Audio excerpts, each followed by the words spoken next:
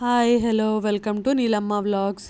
ఈరోజు అయితే మేము ఒక టెంపుల్కి అయితే వెళ్తున్నాము. యాక్చువల్గా ఫస్ట్ వేరే ప్లాన్ ఉంటుండే, బట్ తర్వాత మారిందనమాట. ఇప్పుడైతే మేము ఘాటి సుబ్రహ్మణ్య స్వామి టెంపుల్కి అయితే మేము వెళ్తున్నాము.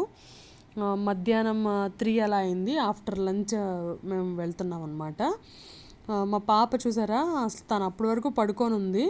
పడుకుంటే తను అంత తొందరగా లేవదు, బట్ బయటికి అని చెప్పిన తర్వాత చాలా స్పీడ్గా లేచి తనే ఫస్ట్ అయితే రెడీ అయిపోయి కిందకైతే వచ్చింది. అండ్ మేము ఇక్కడైతే స్టార్ట్ అయ్యాము టెంపుల్కి. ఇది అరౌండ్ అంటే వైట్ ఫీల్డ్ నుంచి 72 కిలోమీటర్స్ ఉంది. అంటే 1 అవర్ 45 మినిట్స్ అట్లా పట్టిందనమాట. హైవేనే కాబట్టి తొందరగానే వెళ్ళాము. అండ్ క్లైమేట్ కూడా చాలా బాగుంది. యాక్చువల్గా క్లైమేట్ బాగుంటుంది. ఆ రోజు మబ్బేయడం వల్ల ఇంకాస్త బాగుందన్నమాట. ఇదే ఆ టెంపుల్, ఘాటి సుబ్రహ్మణ్యేశ్వర టెంపుల్. ఇది చాలా ఫేమస్ టెంపుల్ అనమాట. అండ్ చాలా పవర్ఫుల్ కూడా ఇక్కడ ఈ దేవుడు.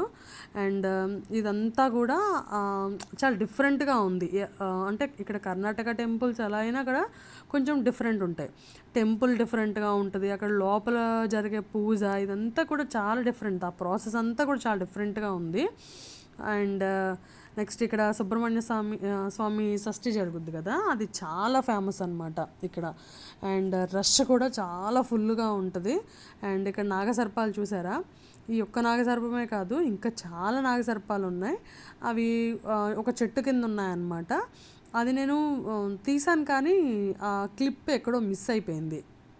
అండ్ ఇదంతా కూడా బయట చాలా టైం అయిపోయింది. యాక్చువల్గా మేము అక్కడ నుంచి వేరే ప్లేస్కి కూడా వెళ్ళాలి, అంటే ఈషా ఫౌండేషన్కి వెళ్దామని చెప్పి అనుకున్నాము.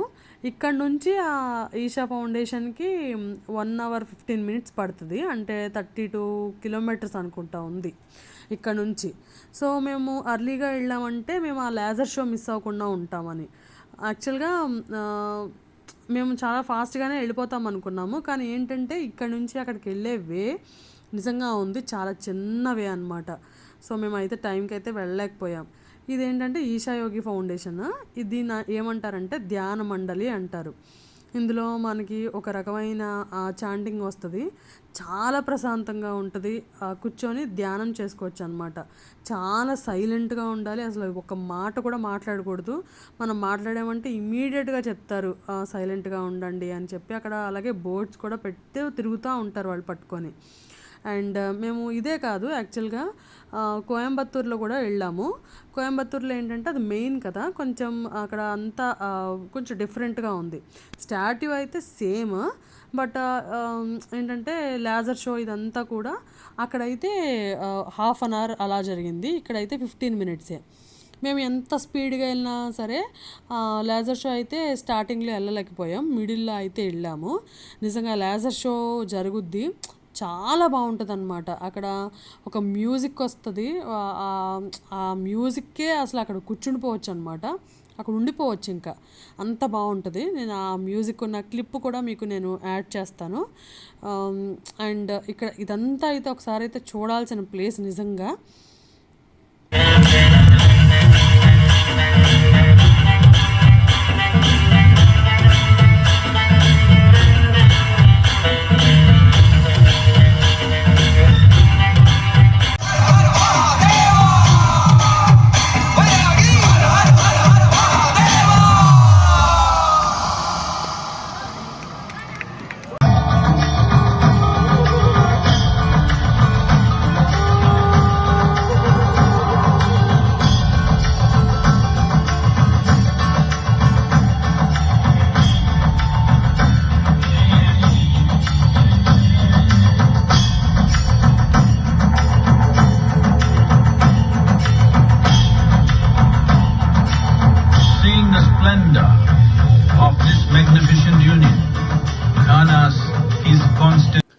యాక్చువల్గా కోయంబత్తూరులో ఫౌండేషన్కి ఏంటంటే ఈ సోలం కానీ, తర్వాత ఇక్కడ ఒక నందీశ్వరుడు ఉన్నాడు, ఇది కానీ ఏమీ ఉండవు, జస్ట్ నార్మల్గానే ఉంటుంది.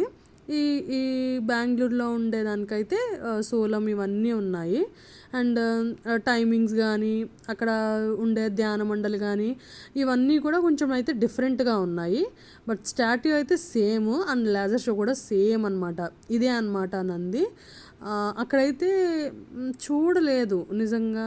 మేము కోయంబత్తూర్లో అయితే చూడలేనట్టే గుర్తుంది. ఈ సోలం మీద అయితే అదంతా ఏమీ లేదనమాట. అండ్ ఇక్కడ మనకి ఒక డ్యాన్స్ కూడా చేస్తారనమాట ఆ మ్యూజిక్కి బయట. మేము కూడా కొంచెం పార్టిసిపేట్ చేసామన్నమాట అందులో.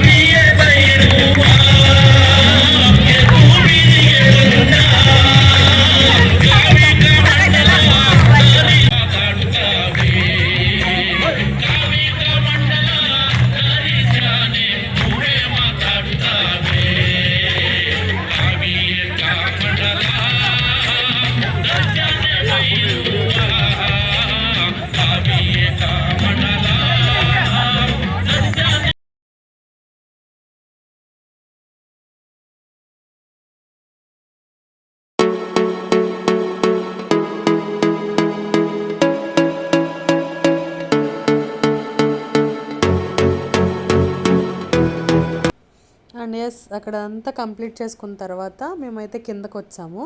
యాక్చువల్గా ఇక్కడ ఈ ఈషా ఫౌండేషన్ ఏంటంటే కొంచెం హిల్ మీద ఉంటుందన్నమాట. కొంచెం కిందకు వస్తే మనకి ఈ కళ్యాణి రెస్టారెంట్ అని చెప్పి ఒకటి ఉంది. చూడ్డానికి అంతా కూడా బాగుంది, కానీ ఆ రోజు వీకెండ్ వల్ల చాలా రష్ ఉంది. లోపల ఆర్డర్ ఇచ్చి ఇలా ఇక్కడ కూర్చొని అంటే ఈ లాన్లో కూర్చొని తినాలన్నమాట. ఇక్కడైతే ఈ గ్యాప్లో కూడా కనిక్ష ఆడేస్తుంది. తన ఫేవరెట్ ఫ్రెండ్ అనమాట, కుషాల్ అనమాట నేమ్. అండ్ ఫుడ్ మనకి ఈ లాన్లో తీసుకొచ్చి మనం ఆర్డర్ ఇచ్చుకొని ఈ లాన్లోకి తీసుకొచ్చి తినాలి.